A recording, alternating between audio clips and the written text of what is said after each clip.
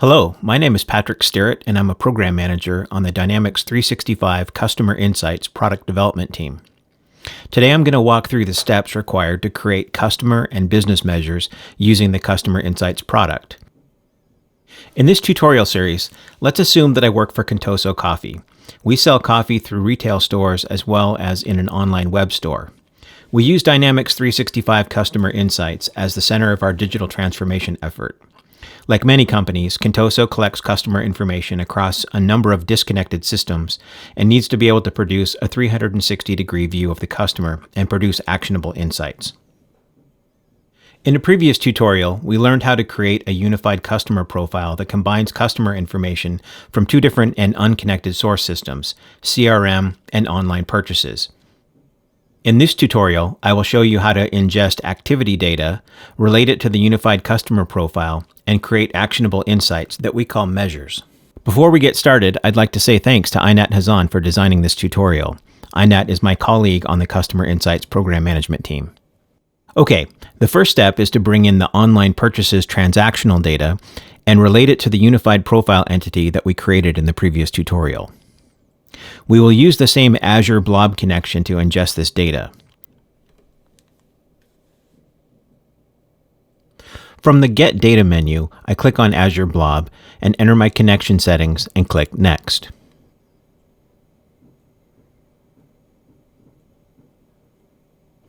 Now I select the online purchases dataset.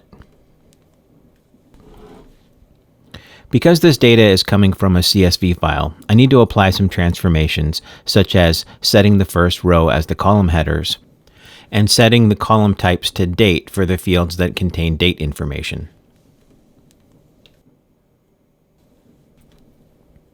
Now I will name this entity and click Create.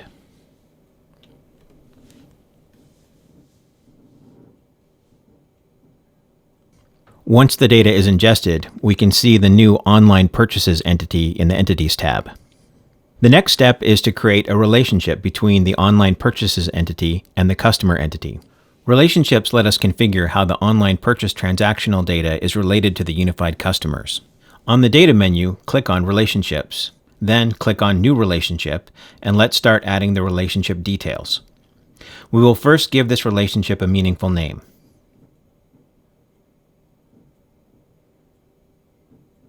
Then we will select the source entity, which is the online purchases, and the target entity, which is the customer entity.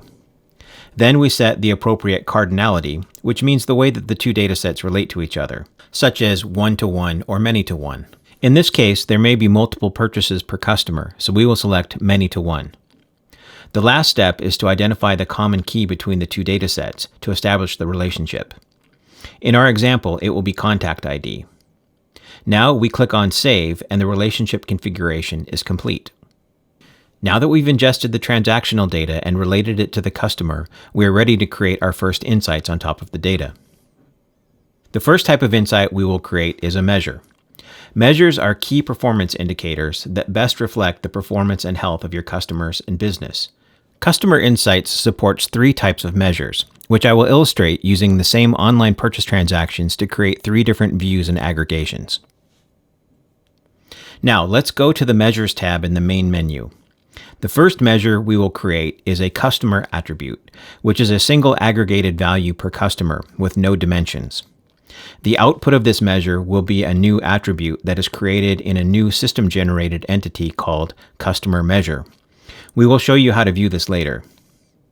Any new customer measures will be added to this entity as a new attribute. In this example, we will create a simple measure that is a sum of total purchases per customer. First, we will give the measure a name.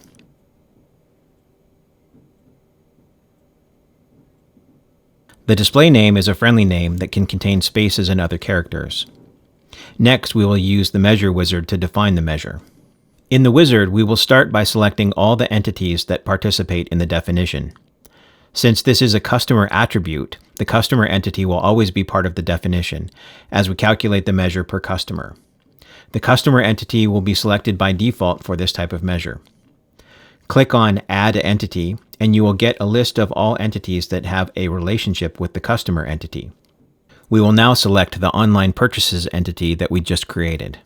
A measure definition can use variables to create calculated attributes before we aggregate all records.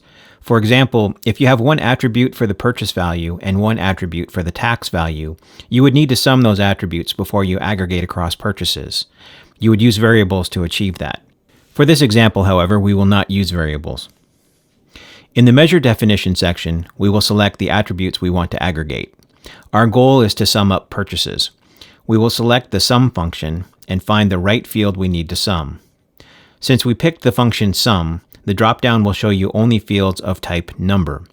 Since this is a customer attribute measure, we will take the name and display name from the measure definition. The display name can be updated at any time. Once you click Save, the measure will be created. The first time you create a measure, it will automatically start processing it. You will get a notification that the measure is saved and that the measure refresh is in progress. While this is running, let's create a few more measures. The next measure we will create is a customer measure. The main difference between the customer attribute and customer measure is the ability to add dimensions in the definition. The output of this measure is a new entity with the customer ID, aggregated attributes, and dimensions. As we did with the previous measure, we will give this measure a name and a display name.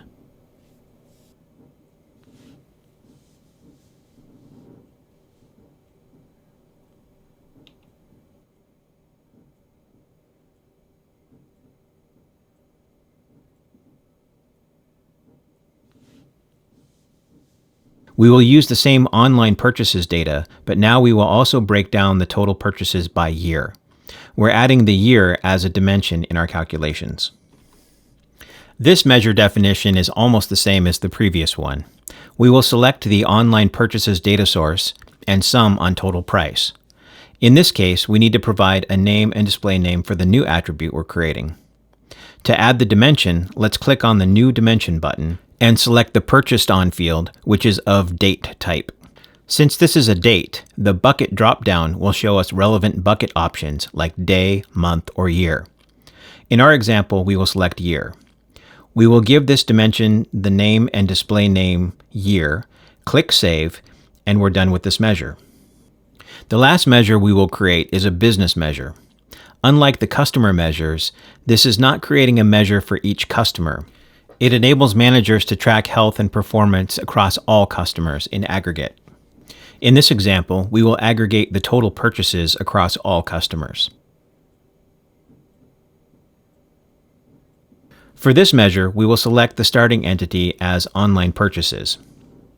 In this example, we don't need other entities, but you could select additional entities if you needed to correlate or aggregate using additional entities. As with the previous two examples, the definition of this measure is essentially the same. The difference now is that we're not calculating it per customer, but rather creating a sum of all purchases for all records and customers.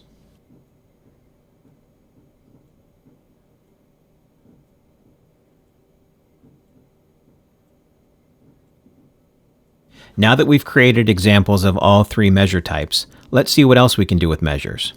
For each measure, under the Actions menu, you can rename the measure and provide a better display name.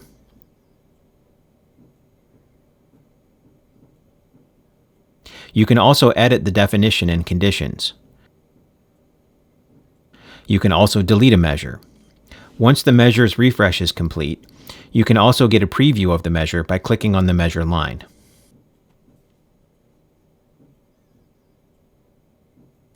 Now, let's explore how these measures are used in other parts of Customer Insights. As mentioned, customer attributes are added to a new system-generated entity called Customer Measure. When you go to the Entities tab in the main menu, you will find this new entity. All of the customer attributes will appear as new attributes in this entity. This entity is also automatically linked to the customer entity and is keyed off of the same customer IDs.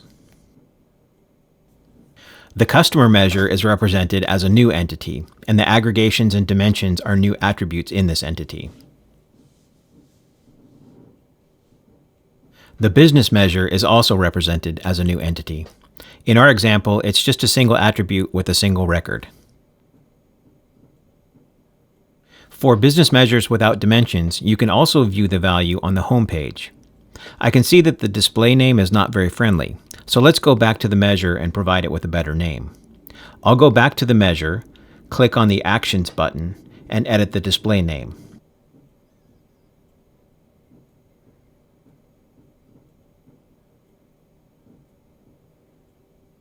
The new name is now reflected in the home page.